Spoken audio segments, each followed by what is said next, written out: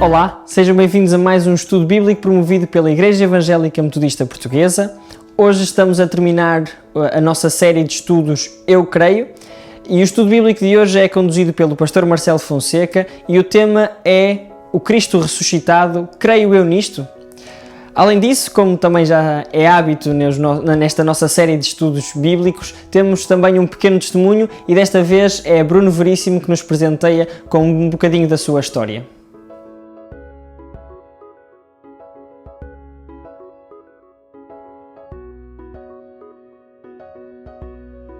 O meu percurso na igreja começou desde cedo, com os meus 8 anos de idade, em Aveiro. Eu sou do Porto, mas desde pequeno, também por vontade dos meus pais, fomos à igreja de Aveiro. E é uma pergunta muito curiosa que me fazem, tu és do Porto e porquê é que vais a Aveiro? E há coisas que eu não consigo explicar. Aquele toque, aquela magia, aquelas pessoas, aquele carinho das pessoas que cá na igreja em Aveiro é quase como se fosse a minha segunda casa.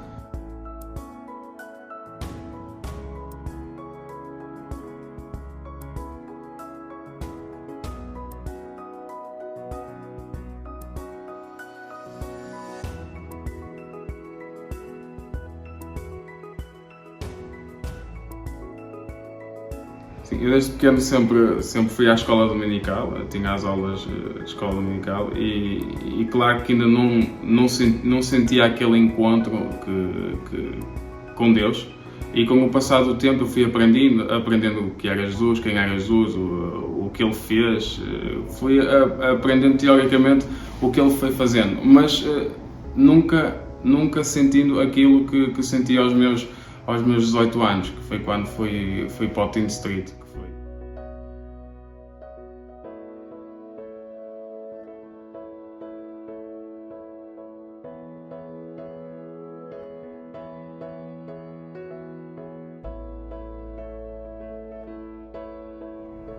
O Teen Street é um encontro que ocorre em Offenburg, normalmente na altura do verão, julho, junho, depende muito.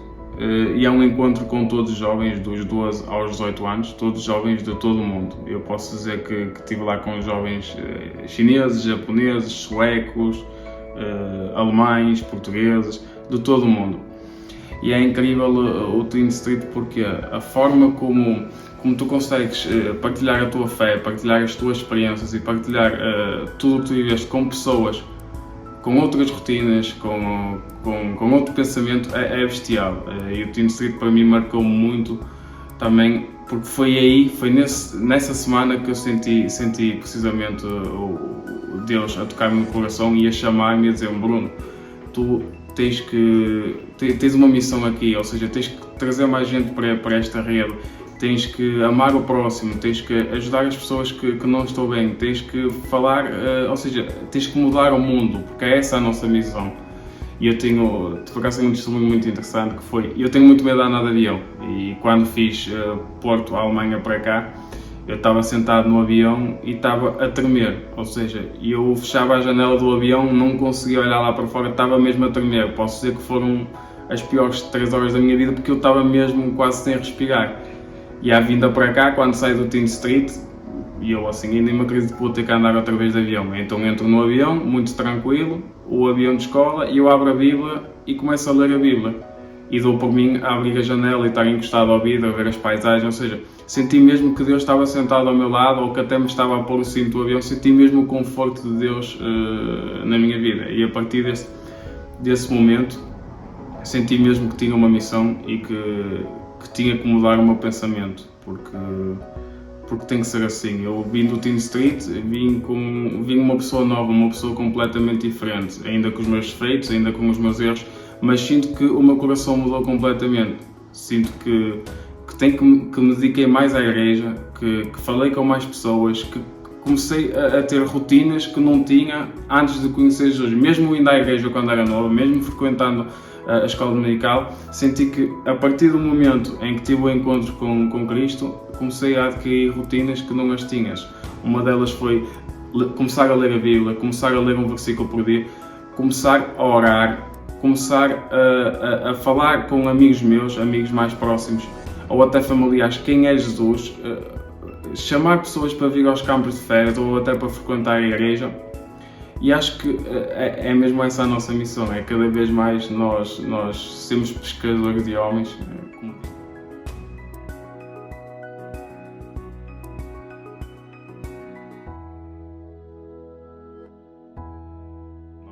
Eu sempre fui um bocado de desleixar um bocado para as aulas e sentia completamente que no 12º ano, antes de fazer os exames para ingressar na faculdade, estava completamente perdido, e foi então a altura do Teen Street.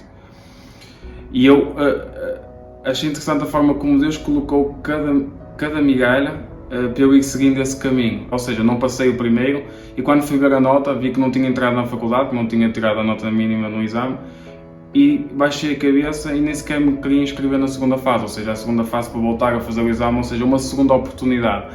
E quando eu estava a sair eu tinha 24 horas para me inscrever na segunda fase, e quando estava a sair da escola com a cabeça para baixo, eu tenho um colega meu que já não vi há algum tempo, e eu tenho a certeza que foi Deus que pôs aquele colega naquela hora, naquele caminho, que veio ter comigo e só disse assim: quanto é que tiveste no exame? Eu disse: não passei. E ele: mas vais voltar para trás e vais te inscrever à segunda fase. E eu: não vou, não quero, eu vou reparar outra vez, vai ser grande vergonha. E ele: vais te inscrever.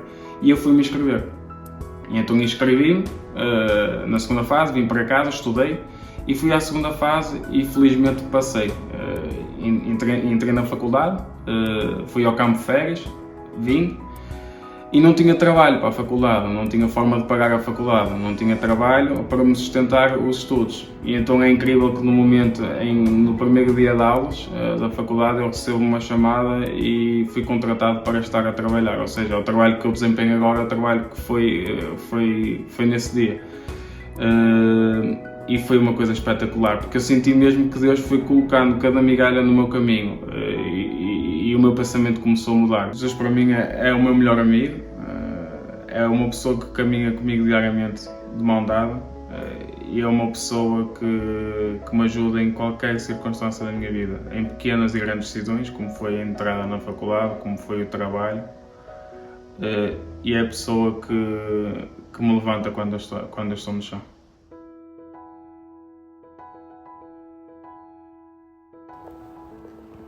Quem deu crédito à nossa pregação?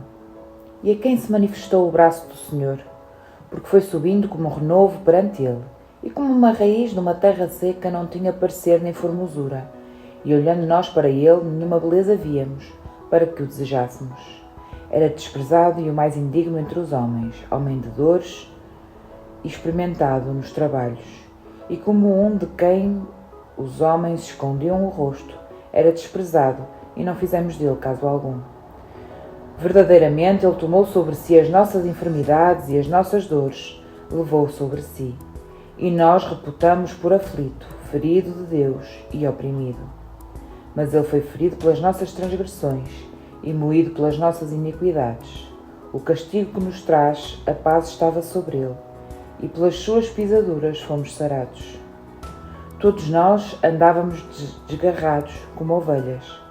Cada um se desviava pelo seu caminho, mas o Senhor fez cair sobre ele a iniquidade de nós todos.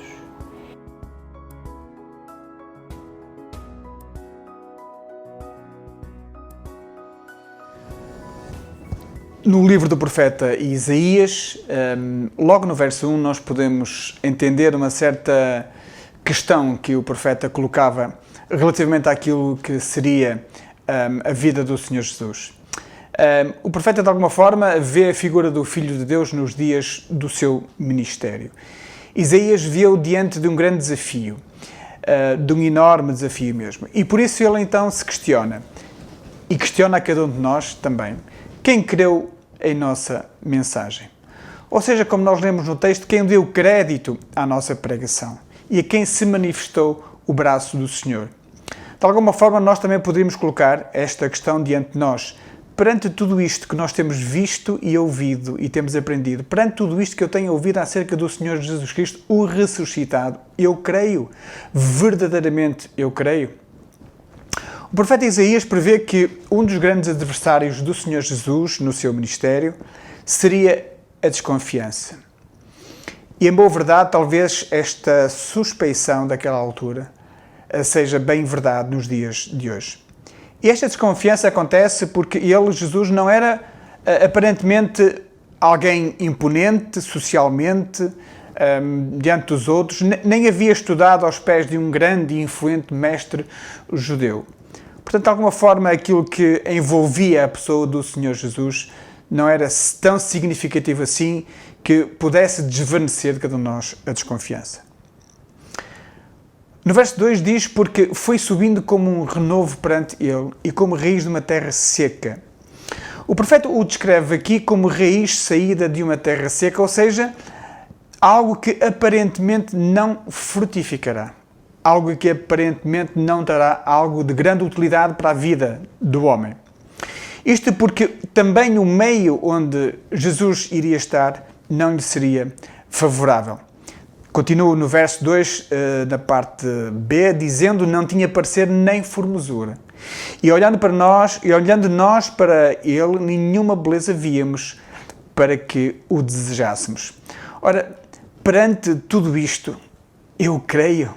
Será que eu continuo a crer? No verso 3, o profeta Isaías relata algo extremamente importante para cada um de nós. Diz assim, foi homem de dores e experimentado no sofrimento. E nós, no estudo bíblico passado, falamos muito sobre esta temática, dor e sofrimento. Ora, Jesus Cristo, diz o profeta Isaías, seria homem de dores e experimentado no sofrimento. E em boa verdade nós temos conhecimento de que Jesus conheceu as dores do abandono. Soube o que era também a dor da traição. Enfrentou o calor do deserto, como nós também sabemos. Foi contrariado, foi desprezado. Foi enganado e escarnecido, chicoteado. Foi achado sem culpa, mas ainda assim tornado culpado. E foi preterido por um homicida. E perante tudo isto, eu creio. Jesus Cristo era um homem comum. Nasceu numa família pobre, como nós sabemos. Não teve privilégios diferenciados ou específicos para a sua vida. Sabemos também que ele foi torturado pelos romanos e pelos judeus. E sabemos que eles também o insultaram e, de alguma forma, o tentaram envergonhar. Foi desprezado, rejeitado pelos homens, ainda hoje rejeitado pelos homens. E então, e perante todo este cenário, perante tudo isto, eu creio. Sabemos também que na cruz do Calvário deram-lhe vinagre para a sua sede e sabemos que ele foi pregado de pés e mãos. Sabemos também que ele foi trespassado. Orou por aqueles que o matavam. Pediu para que o Pai lhes perdoasse. Não insultou, não amaldiçoou, não blasfemou. Silenciou e amou. E como sabemos, amou até ao fim. E então, e perante tudo isto, eu creio. Tudo isto que aconteceu na vida do Senhor Jesus Cristo, toda esta aparente derrota na sua vida, acontece para que Ele possa levar o meu pecado, o teu pecado, o nosso pecado, a nossa falha, para que possa levar a nossa insensatez, para que possa muitas vezes levar a nossa infâmia, a nossa mentira, o nosso ódio, o nosso desprezo. Então, perante tudo isto que eu vejo acontecer na vida do Senhor Jesus Cristo, perante tudo isto, eu creio. E vamos acrescentar agora o exemplo extraordinário, a vivência extraordinária da ressurreição. Creio que Cristo ressuscitado está vivo. Creio mesmo. Perante tudo isto que nós temos visto e ouvido e aprendido, eu creio. No Evangelho de Lucas, no capítulo 24, versículos 5 e 6, nós temos um episódio narrado por diversas vezes no tempo da Páscoa e que nos relembra aquilo que aconteceu. Diz o texto, porque procurais entre os mortos aquele que está vivo. Não está aqui, ressuscitou. Será que eu creio nesta verdade? Jesus, Ele é a nossa Páscoa, o Cristo ressuscitado e por isso vivo. Creio eu nisto? 3 dias depois da morte de Jesus, algumas mulheres foram ao seu túmulo. Ouviram este anúncio e tornaram-se mensageiras dessa boa notícia. Não está aqui, ressuscitou.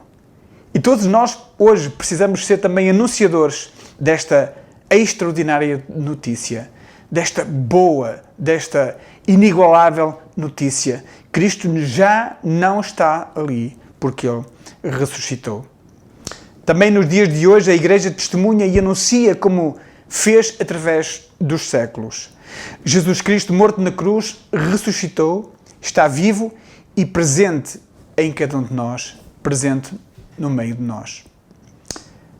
Mas, de alguma forma, presente no nosso meio é demasiado vago para a pertinência e âmbito da presença de Jesus. Eu gosto mais de pensar que Ele, que o Espírito Santo, está presente no coração e na vida de cada um de nós. E sabemos que está presente no coração e na vida daqueles que, nesta série de estudos, testemunharam da sua fé. A Sheila, a Laurel, a Marta e o Bruno. Sabemos, temos esta convicção de que o Espírito Santo está presente no coração e na vida de cada um deles e na vida de cada um de nós. Por uma infinita benevolência para connosco, Deus tornou-se próximo de nós. De alguma forma, torna-se cúmplice da nossa vida, do nosso cotidiano. E manifestou-nos amor sem medida. Iluminou e deu novo sentido à nossa vida através da ressurreição do Senhor Jesus. Ele é a nossa Páscoa, o Cristo ressuscitado e, por isso, vivo. Creio eu nisto. A Páscoa é esse momento que há pouco celebramos, esse momento de passagem, esse momento que nos transpõe das trevas para a luz, da morte para a vida, do ceticismo para a esperança, da mentira para a verdade, de desgarrados para o aprisco, de sem pastor para o bom pastor, de criaturas para filhos, de culpados para justificados. Esse momento, a cada dia, desafia-nos decididamente para a superação dos sinais de morte, ainda presentes, tão presentes na cultura e na convivência humana. Este anúncio pascal traz-nos a certeza de que a injustiça e o egoísmo, a violência e o ódio não terão a última palavra sobre a existência humana. Há uma palavra acima de toda essa. Ele é a nossa Páscoa, o Cristo ressuscitado, e por isso, vivo. Creio eu nisto? A Páscoa faz-nos abraçar a defesa da vida humana. Em todas as suas fases, em todas as suas vertentes, em todas as suas dimensões. E também nos faz abraçar a defesa da vida, da natureza. Esse dom da vida é extraordinário que nós a cada dia temos o privilégio de assistir. Ele é também o dom do Criador, sustentador de todas as coisas. O cuidador da terra, a nossa casa comum. Não é belo, não é coerente com a nossa fé, não é justo com o nosso próximo promover a violência, a cultura da morte que nós, infelizmente, tantas vezes assistimos por esse mundo afora, o desdém pela vida e ministério de Jesus, ou o desapreço e o desamor pela ressurreição, perante os quais nós muitas vezes somos também confrontados. Bem assim como o desprezo pela obra de Deus, cujo momento incomparável, momento inimitável, é o poder salvífico dispensado por Cristo Jesus na cruz do Calvário. A ressurreição de Jesus Cristo revela que Deus está do lado da vida, não está do lado da morte, está do lado da vida, do lado de cada um de nós. Por isso, nós somos exortados também a estarmos e a vivermos também desse lado. Ele é a nossa Páscoa, o Cristo ressuscitado, e por isso vivo. Creio eu nisto? Ressuscitou. Não está mais entre os mortos. O amor de Deus manifestado na ressurreição do seu Filho Jesus Cristo alimenta a alegria, alimenta a esperança e, ao mesmo tempo, faz-nos participar na edificação, na construção da sociedade.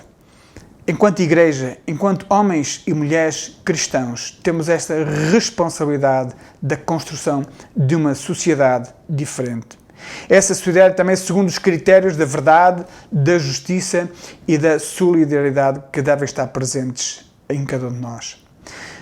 Essa Páscoa de Jesus, essa Páscoa da ressurreição, é sinal da vitória sobre a morte e sobre todos os males. A vitória irrepetível, mas que se mantém atual nos dias de hoje. A forma como cada um de nós reage à oferta da salvação oferecida por Deus através de Cristo Jesus na cruz do Calvário determina o nosso destino. No Evangelho de João, capítulo 3, versos 16 a 18, o texto que aí está presente é muito eloquente neste sentido. Deus enviou o seu Filho unigênito para que todo aquele que nele crê não pereça, mas tenha a vida eterna. Então a nossa reação a esta oferta determina o nosso destino. Jesus disse aos seus seguidores em certa altura, porque eu vivo, vocês também viverão. João capítulo 14, verso 19. Sobre essa grande esperança, podemos construir as nossas vidas e construir a nossa eternidade, sabendo que, como o nosso Senhor Jesus, podemos até morrer, mas a morte não é o fim. Que o Senhor Jesus Cristo, que passou da morte para a vida, fortaleça a nossa esperança e o Deus Criador de toda a vida abençoe a todos. Porque procurais entre os mortos aquele que está vivo. Não está aqui, ressuscitou. Ele é a nossa Páscoa, o Cristo ressuscitado. E por isso, eu vivo. Eu creio nisto. Crê tu também. Chegamos então ao fim de mais um estudo bíblico e queremos lembrar os irmãos que no próximo domingo, pelas 11 horas, teremos mais um culto dominical que será distribuído pelas nossas plataformas digitais. Além disso, na próxima terça-feira temos um novo episódio do Igreja em Missão e na quinta-feira, como é habitual, teremos mais um estudo bíblico e vamos iniciar uma nova série de estudos. Queremos também fazer um apelo aos irmãos que tenham pedidos de oração, motivos de ação de graças, que possam partilhar connosco, porque queremos, enquanto família, enquanto igreja, orar juntos, orar consigo e por si. Portanto, se tiver algum pedido de oração ou algum motivo de ação de graças, por favor, partilhe connosco através do e-mail orarjuntos@metodista.pt. Vamos ter uma pequena palavra de oração para terminarmos o nosso estudo bíblico de hoje. Pai querido, te agradecemos pela oportunidade de versarmos sobre a tua palavra, Senhor, de te conhecer um pouco melhor, de conhecer este Cristo ressuscitado e qual é o impacto que este Cristo ressuscitado tem e quer ter na vida de cada um de nós, Senhor. Pai, te agradecemos pela tua palavra, porque hoje, de forma tão fácil e tão simples, podemos ter acesso a ela, podemos conhecer-te melhor através da sua palavra, Senhor. Tudo isto nós te pedimos e agradecemos em nome de Jesus. Amém. Então até uma próxima.